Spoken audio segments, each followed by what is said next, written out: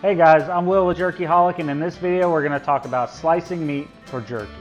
In my last video we talked about the best cuts of meat to use, and here I have an eye of round, which is my favorite when making jerky. So the first thing you want to do, which I've already done here, is wrap it in saran wrap, put it in the freezer for about an hour, and what that does is it just firms the meat up. It doesn't freeze it, it just firms it up, and that makes slicing even strips a lot easier. So since I've already done that, we're going to go ahead and unwrap this and get started. Alright, so we're going to take off the saran wrap.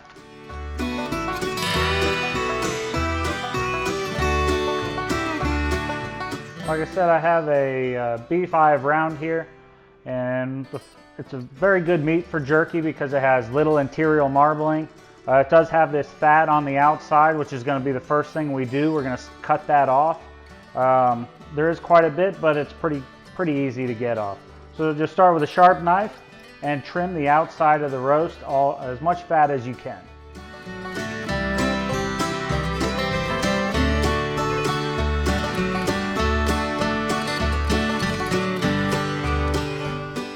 Alright, we're just going to put that fat to the side and discard that.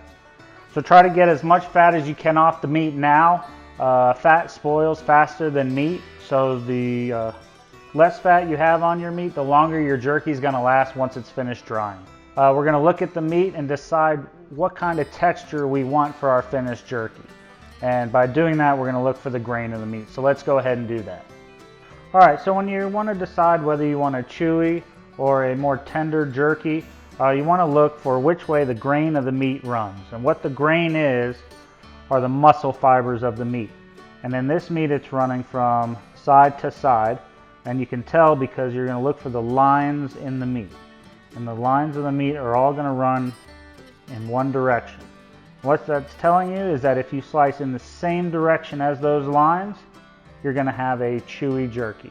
If you slice against the grain of the meat, you're going to have a more tender jerky. So this is something you need to decide before you start slicing. And in this video, we're going to slice some with the grain and some against the grain so you can see what the jerky looks like either way. Alright, so first we'll slice some against the grain. And we had mentioned that the grain runs from side to side in this meat. So if you turn it sideways and slice perpendicular at 1/8 to 1/4 of an inch, this is going to be slicing against the grain of the meat. And what that gives you is a larger, not long, but a more like an elephant ear is what they are called sometimes, piece of jerky. And you can see that when you pull it apart, it stretches, and that's because the fibers are very small. We cut them at the end, and that makes the jerky very tender. So that is cutting against the grain. That's best in an eye of round, but also a flank steak. That's the only way you want to cut a flank steak is against the grain. Here I really like slicing meat with the grain. Gives you more of a chewy jerky. And the same thing, you're going to slice in the same direction as the muscle fibers or the lines of the meat. And again at 1/8 or 1/4 of an inch thick. Just slice down. And there you have a piece that is sliced with the grain.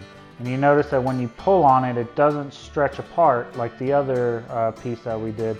And that's because the muscle fibers are intact. And what that does is give you a very chewy jerky.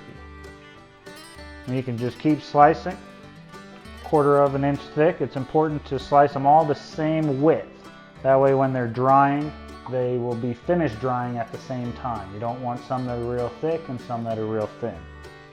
And so those are perfect. And since we put it in the freezer for an hour before slicing, it's very firm and easy to slice. Alright, and then I'll slice another one. Like I said, we want 1/4 inch thick. And now once you get a little further, the meat's going to be wider on these strips. So if you want a more slender jerky, you can cut this in half that way. So if you want nice and narrow pieces of jerky that are long, you can go ahead and slice it. That does not change the outcome or texture of the meat. That's just personal preference. And the same with if you slice it against the grain. If you want these a little narrower, you can go ahead and slice that in half as well. And then end up with small narrow pieces. And that's really just personal preference. Alright guys, so that's really all there is to slicing meat when making jerky. If you have any questions or comments, leave them below, and if you need any more information, visit jerkyholic.com.